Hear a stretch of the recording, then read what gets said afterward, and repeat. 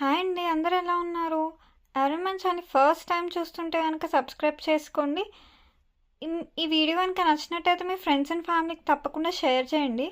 And అలాగే ఈరోజు నేను చెప్పబోయే టాపిక్ వచ్చేసరికి, ఇంగ్లాండ్లో అన్ని చోట్ల మన తెలుగు రెస్టారెంట్స్ ఉంటాయా? మీకు డౌట్ రావచ్చు, ఇదేమి మనం ఓల్డెన్ డేస్ ఆర్ పురాతన కాలంలో లేవు కదా అన్నీ అవైలబుల్గా ఉండకుండా ఉండడానికి అని. ఎస్, మీకు ఆ డౌట్ రావటం కరెక్టే. కానీ ఇంగ్లాండ్లో అన్ని సిటీస్లోనూ అన్ని క్యూజిన్స్ దొరకవు. ఇప్పుడు ఫర్ ఎగ్జాంపుల్ తీసుకుందాము, నేనుంటున్న సిటీ ఏంటంటే లండన్కి 3 hours దూరంలో ఉంది. ఇది proper British culture or UK culture అనమాట. ఇక్కడ సౌత్ ఇండియన్ ఫుడ్ అన్నది ఒక కేరళ రెస్టారెంటే ఉంది, మిగతా ఏ రెస్టారెంట్స్ లేవు. అండ్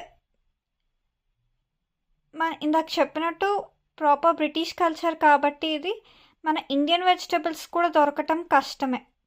ఇప్పుడు మనకి ఇండియాలో అయినా అన్ని ప్లేసెస్లోనూ foreign vegetables or foreign products available ఉండవు కదా. ఓన్లీ అంటే ఇప్పుడిప్పుడు 2-tier towns and 3-tier cities, 2-tier cities and 3-tier citiesలో కూడా వస్తున్నాయి బ్రాండ్స్ పెద్ద పెద్దవి, లైక్ మినీసో, డైసో వస్తున్నాయి. కానీ ఇప్పటికీ లైక్ చిన్న చిన్న టౌన్స్, తెనాలి, ఏలూరు అట్లాంటి ఏరియాస్లో ఇఫ్ ఐమ్ నాట్ రాంగ్ అన్ని ఫెసిలిటీస్ అయితే లేవు. లైక్ క్రిటిసైజ్ చేయట్లేదు, జస్ట్ నాకు తెలిసిన నాలెడ్జ్ షేర్ చేసుకుంటున్నాను.